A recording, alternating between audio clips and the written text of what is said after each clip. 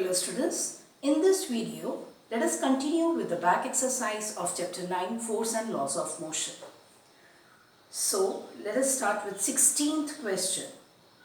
An object of mass 100 kg is accelerated uniformly from a velocity of 5 meter per second to 8 meter per second in 6 seconds. Calculate the initial and final momentum of the object. Also find the magnitude of the force exerted on the object. So what is given here?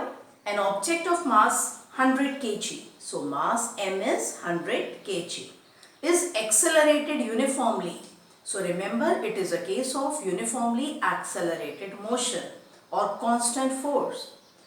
Is accelerated uniformly from a velocity of 5 meter per second to 8 meter per second. So u is 5 meter per second initial velocity and final velocity v is 8 meter per second.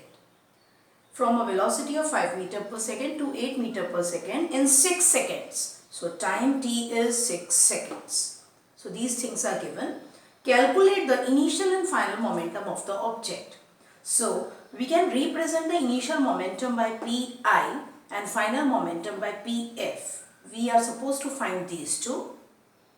Also find magnitude of the force exerted on the object. So we have to find force acting on the object also, F. Okay. So first of all, you should read the question properly, understand it, write what is given, what you have to find out, and then see if any conversion is required. No, everything is in SI system only. So let us now think about the formula for Pi. P is momentum. Momentum is the product of mass and velocity. So initial momentum Pi will be mass of the body into its initial velocity mu is equal to, put the values, 100 into 5, so 500 kg meter per second. Similarly, we can find out the final momentum, which is the product of its mass and final velocity. So m into final velocity v. So just put the value of m and v as 108. So 100 into 8 is 800 kg meter per second. Now we are supposed to find force. Force we know is rate of change of momentum. So change in momentum divided by time. So what is change in momentum? mv minus mu divided by time. Final momentum minus initial momentum. Now final momentum here is 800 minus initial momentum is 500 divided by time taken 6 from the given. So 300 by 6 is 50 Newton. Okay. I think so this numerical was quite simple. Okay. And it is clear to you. 17th question now. Akhtar, Kiran and Rahul were riding in a motor car that was moving with a high velocity on an expressway. When an insect hit the windshield and got stuck on the windscreen, Akhtar and Kiran started pondering over the situation. Kiran suggested that the insect suffered a greater change in momentum as compared to the change in momentum of the motor car, because the change in the velocity of the insect was much more than that of the motor car. Akhtar said that since the motor car was moving with a large velocity, it exerted a larger force on the insect, and as a result the insect died. Rahul, while putting an entirely new explanation, said that both the motor car and the insect experienced the same force and a change in their momentum. Comment on these suggestions. So listen carefully once again. There are three roles here. One is Akhtar, Kiran and Rahul. So 3 persons are there in the question. Akhtar, Kiran and Rahul. Okay. They are riding in a motor car that was moving with a high velocity. So they are sitting in a car which is moving with a very high velocity on an expressway when an insect hit the windshield and got stuck on the windscreen. What is windshield? Front window which is having a glass on the car through which you see on the road and do the driving. So the insect hit the windshield and got stuck on the windscreen, okay, on the glass. So Akhtar and Kiran, they all were looking at, they all looked at the insect, they all noticed the insect. Akhtar and Kiran, they started pondering over the situation.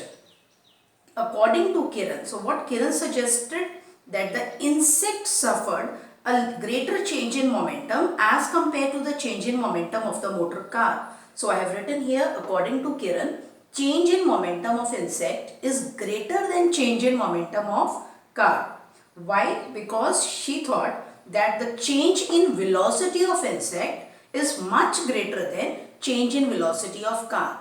We know that, so it is a kind of collision between insect and car. We know when insect will hit the car or car will hit the insect, hardly velocity of car will change. You will not find any change in velocity of car practically.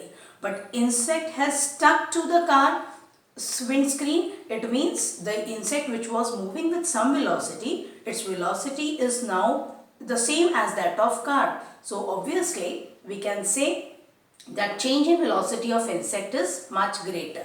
Okay. Then next, so this is the explanation given by Kiran. Now next we shall say Kiran. So Kiran suggested this. Now let us see what Akhtar has to say. Akhtar said that motor car was moving with a larger velocity, so it exerted a larger force on the insect. So motor car exerted a larger force on the insect, and hence we can say that, so I have written here Akhtar, as velocity of motor car was very large, so car exerts larger force on insect and hence the insect died. Okay, so this was the explanation given by Akhtar. Now Rahul. Okay, so when we talk about Rahul, Rahul is a third person, okay, who was sitting at back. So Rahul gave his own explanation. He said that both the motor car and insect experience the same force. Both the car and the insect experience the same force and the same change in momentum. And even their change in momentum are same. So according to him, according to Rahul, both the car and insect experience the same force and same, here same should be written, same change in momentum. They experience the same force and same change in momentum. Now question is, you have to comment on these suggestions. Okay, let us see the comments that you can give.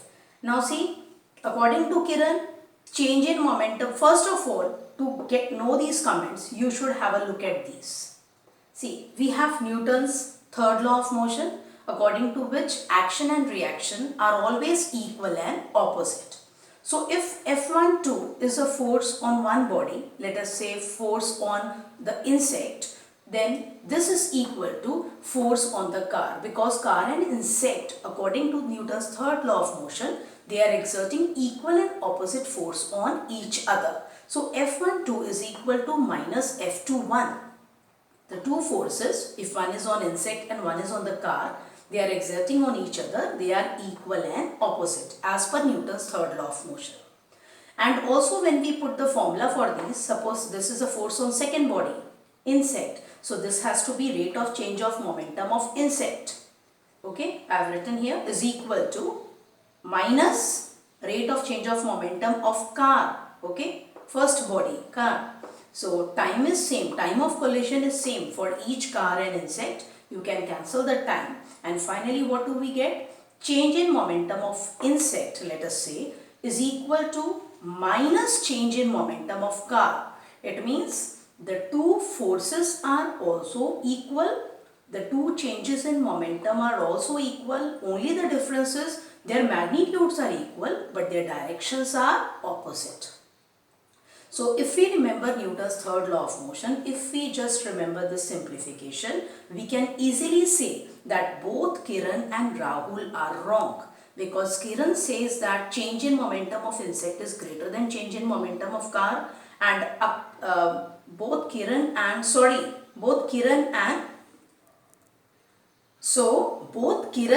Akhtar, because Akhtar says that car exerts larger force on insect and thus the insect died. So both Kiran and Akhtar are wrong.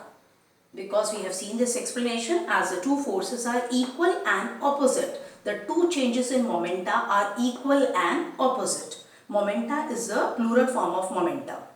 So Rahul's explanation is correct because what Rahul has said, that both the car and insect experience the same force and same change in momentum. So do write same here.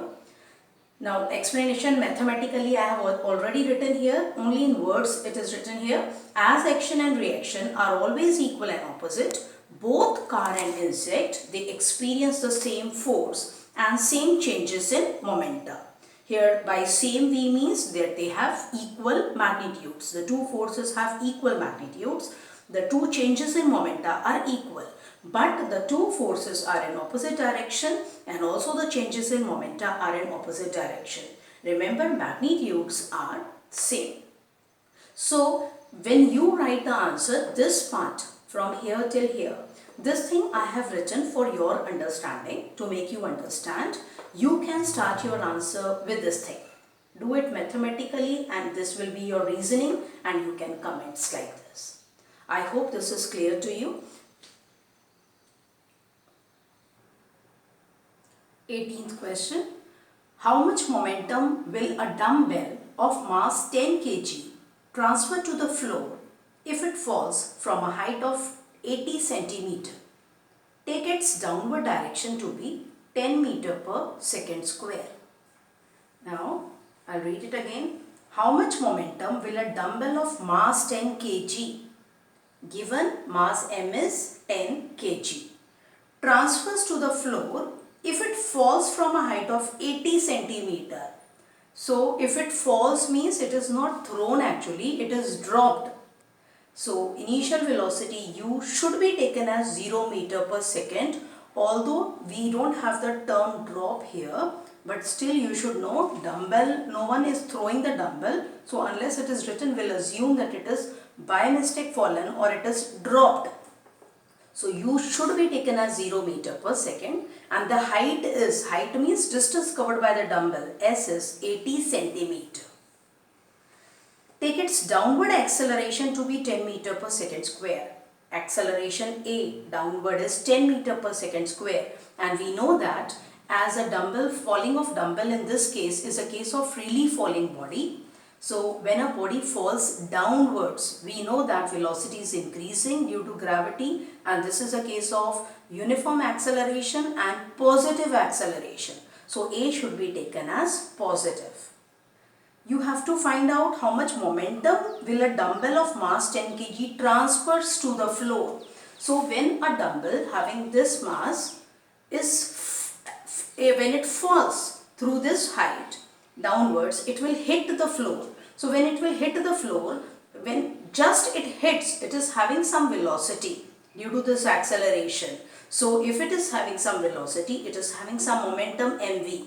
So dumbbell will transfer its own momentum to the floor or to the ground. So we have to find out its final momentum mv when it just hits the ground. So this is a very simple thing. M is given here, V you have to find out. You have USA, T is not there. But we know it is a case of uniformly accelerated motion. So you can use the third equation of motion, as there is no T here. Otherwise you have to find T first. Okay, and T you cannot find here directly. So V square is U square plus 2AS. So just put the value of U, A and S. Remember, S should be converted into meters first. I hope you know this. You should remember always this conversion is required after you write the given things. Okay, this is in centimeter converted into meters by dividing it by 100. So after putting the values, you can easily see that V square is 16 meter per second bracket square. Units, meter per second should be square here if you write.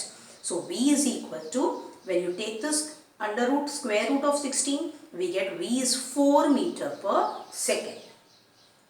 Now, when velocity, final velocity, this is the final velocity after covering this distance. It means dumbbell is having this velocity when it hits the ground. It hits the ground with this 4 meter per second velocity. So the momentum mv will be 10 into 4, 40 kg meter per second. So we can write the dumbbell transfers 40 kg meter per second momentum to the floor. This was quite a simple numerical, and this was the last numerical of the back exercise. So before I finish this chapter, let me do one simple proof before I end this video. So let us do this proof.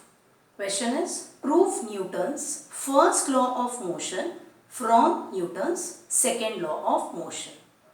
So to do this proof, you should follow these steps.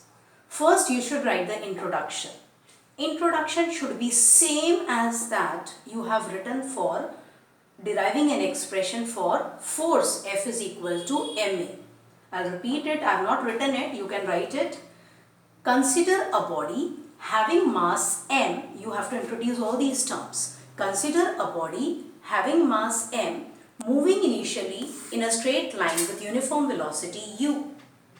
Let a constant force F be applied on it for time t so that its final velocity becomes v and a is the acceleration produced. So give this introduction.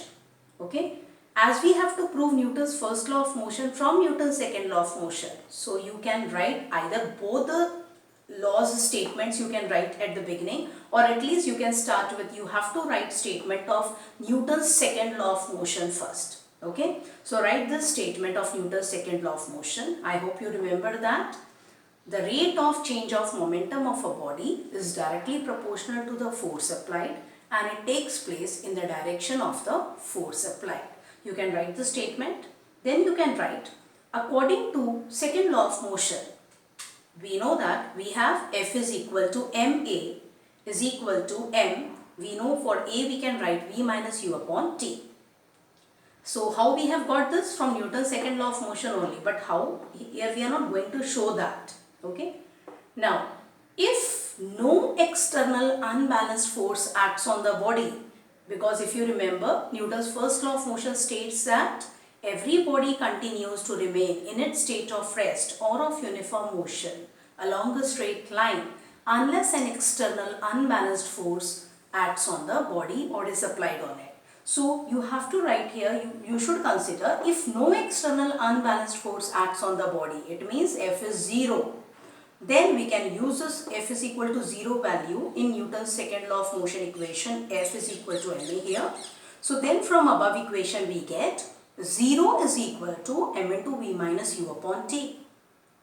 And when we take t on the other side, we get m into v minus u is 0 into t, that is 0. So take m on the right hand side now. So v minus u is 0 upon m, but 0 upon m will be again 0. So v minus u is 0. When you take u on the other side, we get v is equal to u. V is equal to u means the body will maintain its state of uniform motion. If it is at rest, it will remain at rest. Means if u is 0, v will also be 0. If u is having some non-zero value, then velocity will be same. It means the body will continue to move with the same velocity. But when F is 0, when no external unbalanced force is acting on the body. So indirectly, here we have got Newton's first law of motion. So at the end, after writing this, that the body will continue to move with the same velocity, v is equal to u. If it is at rest, it will remain at rest. If it is moving with some initial velocity u, it will continue to move with the same velocity if no external unbalanced force is acting on the body, or if F is 0 on the body. So this is nothing but Newton's first law of motion. You can also state the law here, and thus we have proved Newton's first law of motion by using Newton's second law of motion. I hope you have understood this, and with this we have completed the second chapter of physics of 9th class science. I hope you have found it very easy and interesting. So thank you students. We will continue with the next chapter later. Thanks.